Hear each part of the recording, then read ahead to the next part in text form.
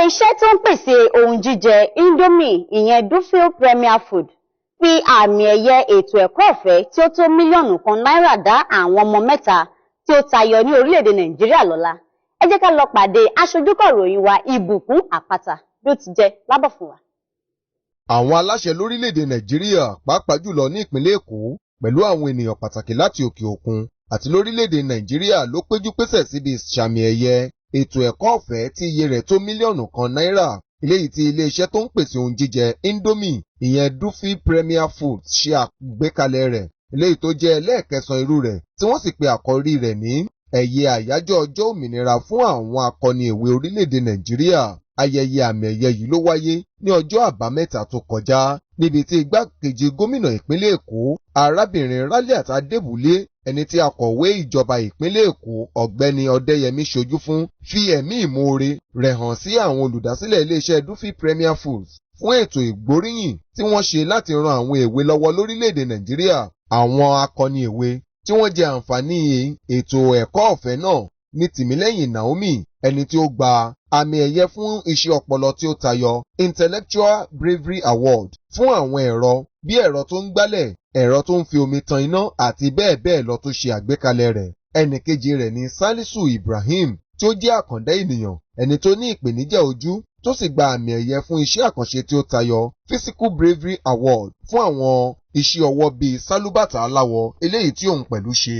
Ẹnì kẹta ni Favour Onwene tí ó gba àmì ẹ̀yẹ fún kíkópa nínú ààbò ẹ̀mí àti ìbáraẹni ṣe eléyìí tó gúnmọ́ láwùjọ tí a mọ̀ sí Social Bravery Award fún ipa tí ó kó láti gba ẹ̀mí ọ̀rẹ́ rẹ̀ là kúrò lọ́wọ́ àwọn apànìyàn lẹ́yìn tí wọ́n ti pa méjì nínú wọn.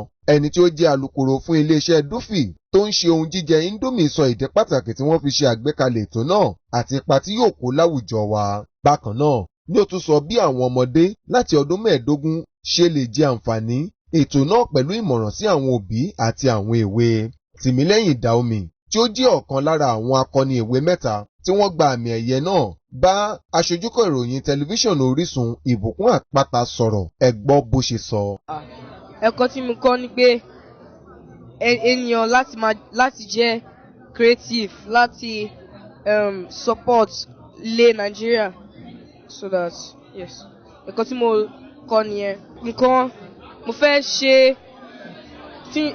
ṣe nǹkan fún Nàìjíríà kó lè transform Nàìjíríà. Example ni pé teleporting machine, oxygen depletor. Fún èmi mo ti learn first 50 elements ní periodic table. So mo believe pé Nigeria máa jẹ́ country tó dáa ní future ní 4 to 5 years tó ń bọ̀. Mo believe pé Nigeria máa jẹ́ country tó dáa.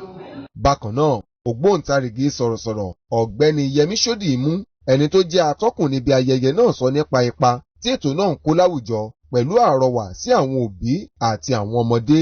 Ẹ gbọ́ síwájú sí i.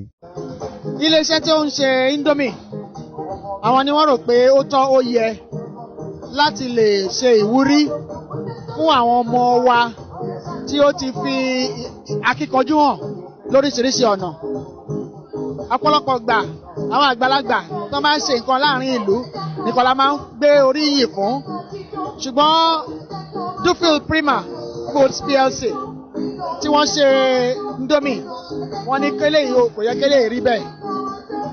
Ìgbà kẹsàn-án rèé tí wọ́n máa kó ọ̀pọ̀lọpọ̀ èèyàn jọ láti ṣe ayẹyẹ fún àwọn ọmọ tó fi akíkanjú hàn lóríṣiríṣi ọ̀nà. Lónìí àrọ́ ọmọ tó yẹ pé kò ríran ṣùgbọ́n tó ń ṣe bàtà tí wọ́n fún lẹ́bùn gọbọi. A rí ọmọ tó jẹ́ pé nítorí ìwà tó ń wù ló fi tiẹ̀ pé tọ́lọ̀ ń lò láti fi lè rí pé ọmọ kan wà láàyè nínú àwọn ọmọ mẹ́ta tí àwọn panipani tó fẹ́ pa. Ibẹ̀ náà láti rí ọmọ tó jẹ́ pé ó ń ṣe oríṣiríṣi nǹkan tí ó jẹ́ pé ohun àràǹbarà oríṣiríṣi tó ń ṣe tó ń fọwọ́ ara ẹ̀ ṣe. Eléyìí jẹ́ nǹkan tó dáa láti lè máa yẹ pé a rí pé àwọn ọmọ wa wọ́n ń ṣe nǹkan tó tọ́ tó yẹ. Ìdí tá a fi ṣe àgbékalẹ̀ àwọn ètò yìí ni pé a rí ní pé sí ẹ̀yìn iṣẹ́ lọ́jọ́ tó ti pẹ́ àwọn tí àwọn orílẹ̀-èdè wa tí wọ́n máa ń sábà fún ní ẹ̀bùn ni àwọn èèyàn jàǹkànjàǹkàn àwọn tó ti ṣe pàtàkì nílùú. A dẹ̀ wá wò pé tí wọ́n bá ń sọ pé àwọn ọmọ kékeré àwọn ni future Nigerians, láti sin lọ á ń láti bẹ̀rẹ̀ sí máa ṣe àgbékalẹ̀ ètò tó máa lè jẹ́ kí àwọn èèyàn kan rí ipa tí wọ́n ń kó ní orílẹ̀-èdè, àti pé tẹ́ bá wo gbogbo àwọn stories tá a rí lénìí, ẹ rí pé àwọn ọmọ kéékèèké yàtọ̀ sí pé bóyá èèyàn kọ̀ọ̀kan sọ fún wọn pé kí wọ́n ṣe, àwọn tó nífẹ̀ẹ́ ọmọlàkejì wọn àwọn là ń gbégbá orókè fún lénìí, kò dàbí tàwọn àgbàlagbà tó yẹ kí wọ́n máa ń ṣe nǹkan yálà pé wọ́n á máa rí pé bóyá ẹ̀bùn kan ń bọ̀ tó ń retí ni wọ́n ṣe ń ṣe, bọ̀tà àwọn ọmọ kéékèèké wọ́n ṣe é pẹ̀lú tọkàntọkàn, lórí ẹ̀ la ṣe ń fún wọn ní ẹ̀bùn lénìí tá a ṣe ń yọ pé okay Ọlọ́run àtúbọ̀ máa ràn sí, because tí àwọn pípì tí wọ́n bá pọ̀ sí nílùú Nàìjíríà àfẹ́ǹdà pé orílẹ̀-èdè yìí ó sì máa dáa, ó dẹ̀ sì máa dáa lágbára Ọlọ́run. Lákòótán wọ́n rọ àwọn òbí àti àwọn alágbàtọ́ láti rí dájú wípé wọ́n ń bójútó àwọn ọmọ wọn nítorí wípé àwọn ni ògo orílẹ̀-èdè Nàìjíríà lẹ́yìn wá ọ̀la. Ìbùkún Àpáta ló ṣe àkọsílẹ̀ rẹ̀, Ṣògo Rẹ́nikejì ló kà á tó sì jábọ̀ fún tẹlifíṣàn Orísun.